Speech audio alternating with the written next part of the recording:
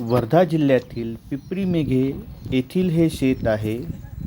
या शेतामध्ये शेतकऱ्यांनी रुची 5001 हे वाण निवडले आहे आणि आंतरपीक म्हणून तुरीची निवड केली आहे. आता आपण या व्हिडिओमध्ये आंतरपीक तूर आणि सोयाबीन याचे काय फायदे होते आणि एखादी उत्पादन कमी झाले तरी दुसरं उत्पादन कसं भरून निघेल याबद्दल माहिती घेऊया. नमस्कार, मी अतुल काळे बोलतो. आपण इथे बघत आहे की 2 ओळीच्या मध्ये सोयाबीन लावलं आहे आणि साईडला तूर लावलेली आहे. तर या सोयाबीनचा काय फायदा होते?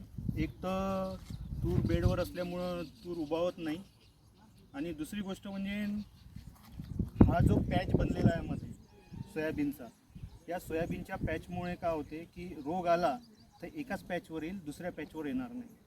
त्याच्यामुळे शेतकऱ्यांनी एक असं काम करावं की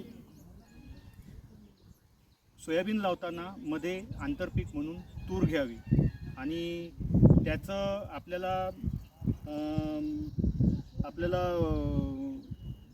खर्चही कमी येतो. औषध फवारणीसाठी दाट जर झालं सोयाबीन तर आपल्याला फवारणी पण व्यवस्थित करता येते आणि सोबत तुरीचं उत्पादन घेऊ शकतो आपण. एखाद्या वेळेस कदाचित तुमचं सोयाबीनचं पीक वाया गेलं तर तुम्हाला तुरीचं उत्पादन मिळते. हा याचा फायदा आहे. आणि तुमच्या याच्यावर कीड, जसं आता येलो मोझॅकचा भरपूर ठिकाणी प्रादुर्भाव आहे यावर्षी, तर तो प्रादुर्भाव पण कमी होईल. कारण प्रत्येक पॅचनंतर तो रोग वाटल्या जाईल आणि ज्या पॅचमध्ये येलो मोझॅक दिसले त्याचे झाडं आपल्याला उपडून फेकता येईल आणि फवारणी वगैरे करताना सोपं जाईल.